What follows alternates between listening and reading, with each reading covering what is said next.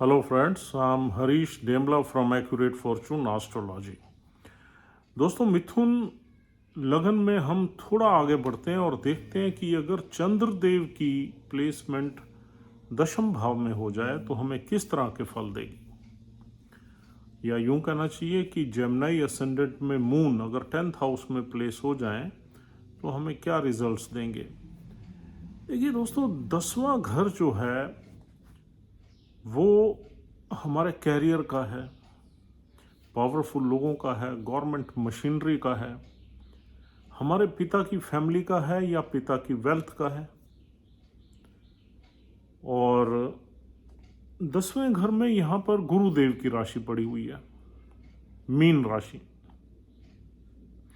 चंद्र का मीन राशि में आना तो अनडाउटेडली अच्छा ही माना जाता है। गुरुदेव का संबंध जब भी चंद्र से होता है, चाहे वो कंजंक्शन के थ्रू हो, एस्पेक्ट के थ्रू हो या राशि के थ्रू हो, तो इसमें हमें अच्छे ही रिजल्ट्स देखने को मिलते हैं। लेकिन यहाँ पर एक ही नक्षत्र जुपिटर का है जो पूर्व भाद्रपद है। इस राशि में पूर्व भाद्रपद नक्षत्र जो है वो जुपिटर का है, जिसका एक ही चरण है, सिर्फ चौथा चरण। बाकी यहाँ जो दो नक्षत्र हैं वो है उत्तर भाद्रपद और रेवती। अब देखिए, उत्तर भाद्रपद नक्षत्र शनि देव का है और रेवती नक्षत्र बुध देव का है। तो ये दोनों ही प्लैनेट्स इन नक्षत्रों के लॉर्ड चंद्रदेव के अति शत्रु हैं। इसलिए चंद्रदेव अगर पूर्व भाद्रपद में नहीं है तो कुछ ना कुछ यहां पर उनके कंफर्ट में कमी रहती है।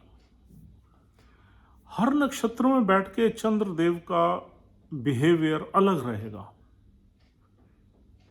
लेकिन जुपिटर का साइन है, साइन तो बहुत ऑस्पिशियस है।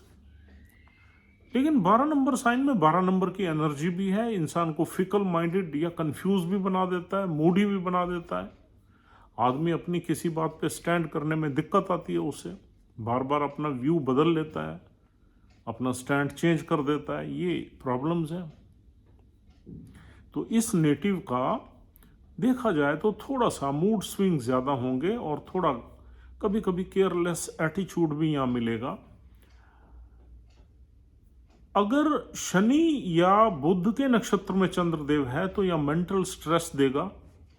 शनि के पर्टिकुलरली अगर यहाँ पर मून देव नक्षत्र में बैठा है तो आदमी को रिस्पॉन्सिबल बनाएगा, आदमी पे एक काम का बर्डन हमेशा बना रहेगा, आदमी की जो इमेजिनेशन है उसको रिस्ट्रिक्ट करेगा, उससे आदमी का स्ट्रेस बढ़ेगा, मेहनत बहुत करवाएगा, जिम्मेदारी बड़ी देगा और आदमी प्रोफेशनल होगा और वर्कहॉलिक होगा, जिसकी वजह से मेंटली स्ट्रेस रहेगा। तो उत्तर भाद्रपद में यहाँ पर शनि देव उसको थोड़ा सा ऑकल्ट की तरफ भी ले जाएंगे। उत्तर भाद्रपद नक्षत्र ऑकल्ट का भी है, तंत्र मंत्र विद्या का है, तो वहां भी इंसान का इंटरेस्ट रहेगा। लेकिन यहां पर इंसान का माइंड जो है वो हमेशा काम के प्रति ज्यादा रहेगा, काम में उलझा रहेगा, तो उसके मन में खुशी की कमी मिलेगी। मेहनत करके ही इंसान अपने प्रोफेशन में सफलता पाएगा। अगर बुधदेव के नक्षत्र में है रेवती में तो इंसान स्पिरिचुअल माइंडेड बनेगा, इमेजिनेटिव बनेगा, राइटिंग स्किल्स अच्छी रहेंगी, कम्युनिकेबल बनेगा, कम्युनिकेशन उसकी बहुत अच्छी होगी, मजाकिया किस्म का होगा और कुछ ना कुछ इंटेलिजेंस उसमें ज्यादा होगी। लेकिन बुधदेव भी चंद्रदेव के मित्र नहीं है, इसलिए यहां भी इंसान को मेहनत बहुत करनी पड़ेगी और अपनी इंटेलिजेंस और विजडम से ही इंसान अपनी प्रोफेशन में सक्सेस को प्राप्त होगा। गुरुदेव के पूर्व भाद्रपद नक्षत्र में है तो बहुत अच्छा है, इंसान हेल्पफुल होगा, काइंड होगा, इमोशनल होगा, ओवर इमोशनल होगा और बहुत ही डिसेंट होगा, स्पीच उसकी अच्छी होगी, बहुत ही एथिकल होगा, मॉरल ग्राउंड्स पे अच्छा होगा।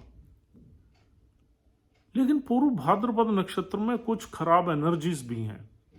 जैसे ऐसे इंसान कभी कभी दिन में अपना काम करते हैं और रात को कुछ आप क्लब्स में या पार्टीज में या ड्रिंक्स में इंजॉय करते हैं और वहां एक आपका दूसरा रूप मिलता है। तो पूर्व भाद्रपद नक्षत्र में ये सीक्रेसी भी है, 12 नंबर का साइन है, बेड प्लेजर्स का साइन है, तो यहां पर वो चीजें भी हैं। लेकिन इंसान पढ़ा लिखा होगा, वाइज होगा। अगर हम जनरली बात करें तो ये प्लेसमेंट इंसान को थोड़ा फिकल माइंडेड बना देती है, कंफ्यूज बना देती है। इंसान को मेहनत करके अपने परिश्रम से ही सक्सेस की प्राप्ति होती है। इंसान काइंड रहता है, सोसाइटी के लिए हेल्पफुल रहता है और सोसाइटी के पावरफुल लोगों से उसके अच्छे कनेक्शंस रहते हैं,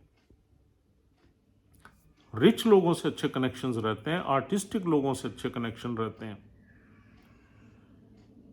और उसके जो इन्वायरमेंट होता है, वर्क इन्वायरमेंट, वो भी बहुत अच्छा होता है, जिसमें स्त्रियों और पुरुषों दोनों का साथ होता है।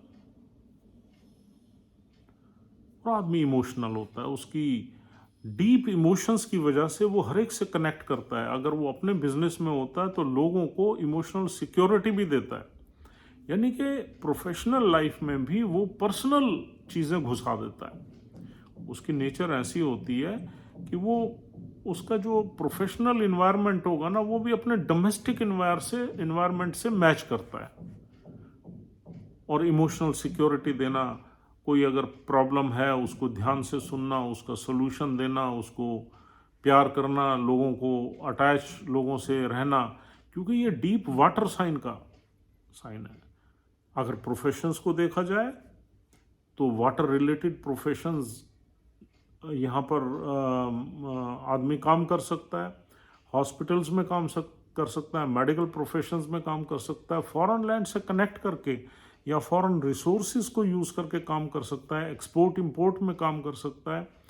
और अगर जुपिटर के नक्षत्र में मून है तो फिर आप एडवाइजरी में भी आ सकते हो, टीचिंग में, प्रीचिंग में, एडवाइजरी में, फाइनेंस में, वेल्थ में आ सकते हो।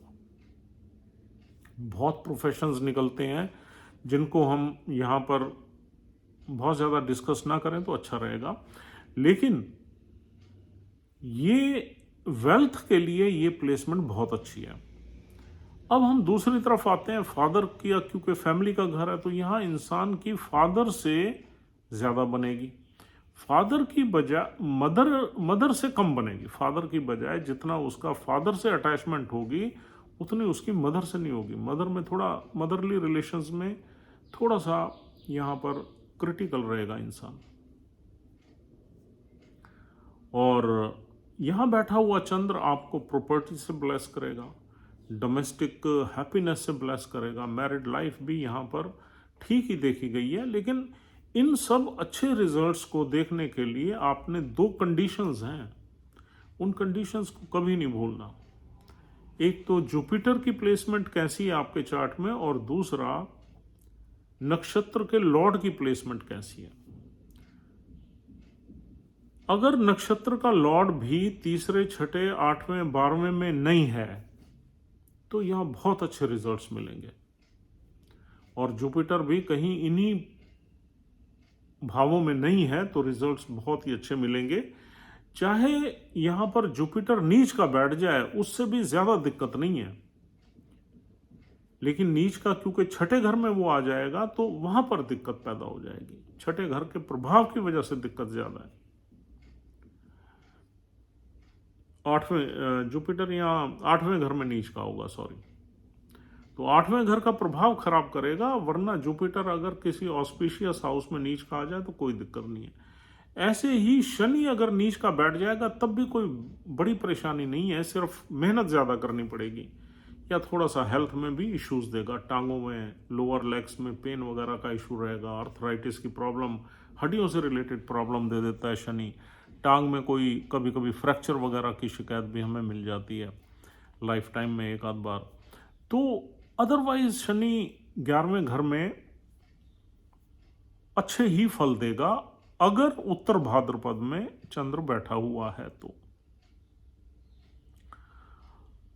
यहां पर दोस्तों शनि अगर अपनी मूल त्रिकोण में बैठ जाए और चंद्र उत्तर भाद्रपद में है तो बहुत ही अच्छे रिजल्ट्स मिलेंगे।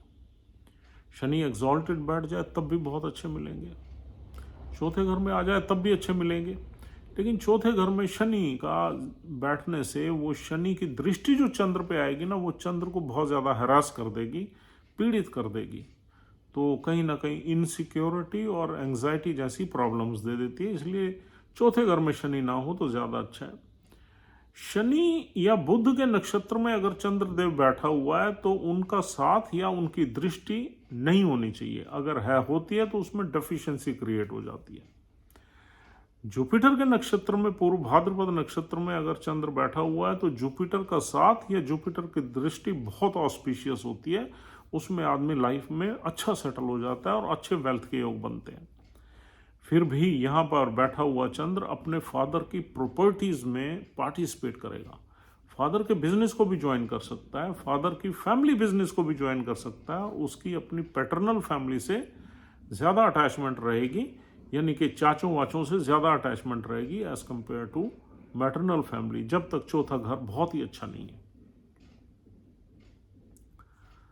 और दोस्तों यहाँ पर अगर जुपिटर बुध के नक्षत्र में और बुध 12वें घर में बैठा हुआ है तो फॉरेन की ट्रैवल्स वगैरह भी ये बहुत देगा और फॉरेन की सेटलमेंट में भी आदमी जा सकता है। ऐसे ही शनि अगर 12वें घर में बैठा हुआ है और बुध चंद्र शनि के नक्षत्र में है तो लेटर हाफ लाइफ में फॉरेन की सेटलमेंट के योग बन जाते हैं 36 साल के बाद। अगर जुपिटर 12वें में बैठा हुआ और ये जुपिटर के नक्षत्र में है तब भी हमारे फॉरेन कंट्री की सेटलमेंट के योग बन जाते हैं और आदमी ज़्यादातर पढ़ाई के मामले में, एजुकेशन के मामले में फॉरेन कंट्री जाता है। बुध भी पढ़ाई का कारक है। बुध के केस में भी इंसान एजुकेशनल मैटर्स में फॉरेन कंट्री जाके वहाँ सेटल हो सकता है अगर बुध देव 12वें में है और चंद्र यहाँ पर रेवती नक्षत्र में है। दोस्तों यहाँ पर अगर चंद्र के साथ शनि राहु केतु बैठ गए या उसके सामने बैठ गए तो ज़्यादा परेशानी यहाँ पैदा हो जाती है और इंसान को मेंटल स्ट्रेस और मेंटल बर्डन की वजह से खुशी में कमी रहती है, ऑप्टिमिज्म में कमी रहती है, डिप्रेशन और एंजाइटी जैसी बीमारियाँ लग जाती हैं और इंसान को साइकोलॉजिकल दिक्कत रहती है। तो चंद्र में एक एफ्लिक्शन पैदा हो जाता है। अगर इस चंद्र के साथ मंगल बैठ जाए, गुरु बैठ जाए, सूर्य बैठ जाए तो बहुत अच्छे फल मिलते हैं। इंसान प्रोफेशनल लाइफ में काफ़ी हाइट पर पहुंचता है। चंद्र जिस भी नक्षत्र में बैठा हुआ है उस नक्षत्र का लॉर्ड अगर वेल्थ के घर में बैठ जाए तो यहाँ पर पैटर्नल प्रॉपर्टी को इनहेरिट करने का चांस मिलता है और पैटर्नल प्रॉपर्टी से या वेल्थ से आप कहीं ना कहीं पैसा कमाते हैं।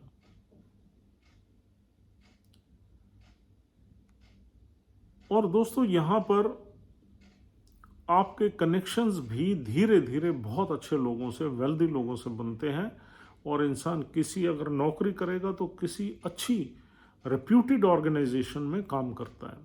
इंसान की अपनी रेपुटेशन बनने में थोड़ा सा टाइम लगता है, स्ट्रगल रहता है, लेकिन अच्छी रेपुटेशन बन जाती है ultimately. This is a good yoga. अगर वेल्थ के घर का स्वामी 10वें में बैठ जाए तो ये हमारे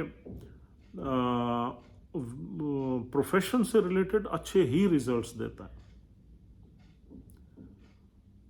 और यहाँ पर देखिए दोस्तों, चंद्र की दृष्टि चौथे घर पे आके हमें थोड़ा सा मैटरनल इश्यूज में क्रिटिकल बना देती है क्योंकि वहाँ 6 नंबर राशि है। इसलिए हम बहुत अच्छे रिजल्ट्स नहीं देखते। लेकिन अगर मंगल चार्ट में अच्छा है या बुध अच्छा बैठा हुआ है तो डेफिनेटली हमें प्रॉपर्टी मैटर्स में भी ये प्लेसमेंट सुख देती है।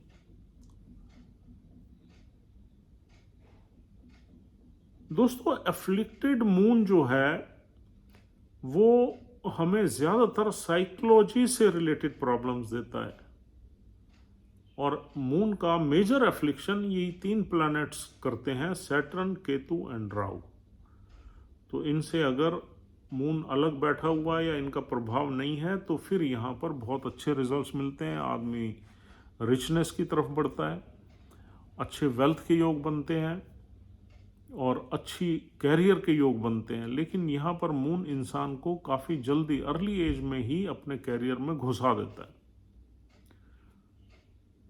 आदमी मिड 20s से पहले पहले अपना पैसा कमाना शुरू कर देता है।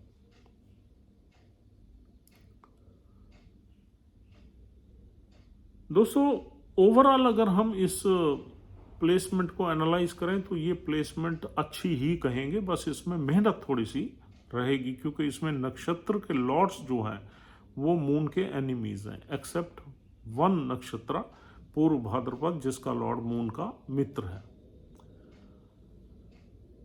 यहाँ पर इंसान थोड़ा सा स्पिरिचुअल माइंडेड भी हो जाता है, लेकिन क्योंकि ये 10वां घर है, हमारे कैरियर का घर है, प्रोफेशन का घर है, काम का घर है, मेहनत का घर है, तो यहाँ पर इंसान जो भी काम करेगा उसमें अपना बेनिफिट ज़रूर देखेगा क्योंकि कैरियर का घर है। अगर बाई चांस इंसान स्पिरिचुअलिटी में भी जाएगा या रिलीजियसनेस में भी जाएगा, उसमें भी कहीं ना कहीं उसके वेस्टेड इंटरेस्ट रहेंगे। और यहाँ पर इंसान थोड़ा फैंटेसी लवर रहता है, इमेजिनेटिव रहता है, डे ड्रीमर रहता है क्योंकि 12 नंबर साइन है, और फैंटेसी में ही आदमी या डे ड्रीमिंग में ही आदमी अपने आप को खुश रखता है, वरना यहाँ पर शनि इंसान से काम बहुत करवाता है। लेकिन 12 नंबर साइन अगर आदमी वाटर साइन है, अगर आदमी पानी के साथ यानी कि किसी ऐसे शहर में जाके सेटल हो जिसके आसपास समुद्र हो तो इंसान को कामयाबी ज़्यादा मिलती है, या फिर ओवरसीज इंसान जाके सेटल हो जाए तो ज़्यादा कामयाबी मिलती है। और कहीं ना कहीं ये एनर्जी भी इंसान को पानी के पास ही ले जाती है। तो कुल मिला के is a good placement, there is no need to worry, और ये इंसान को वेल्थ की तरफ और अपने एम्बिशन को अचीव करने की तरफ ले जाती है।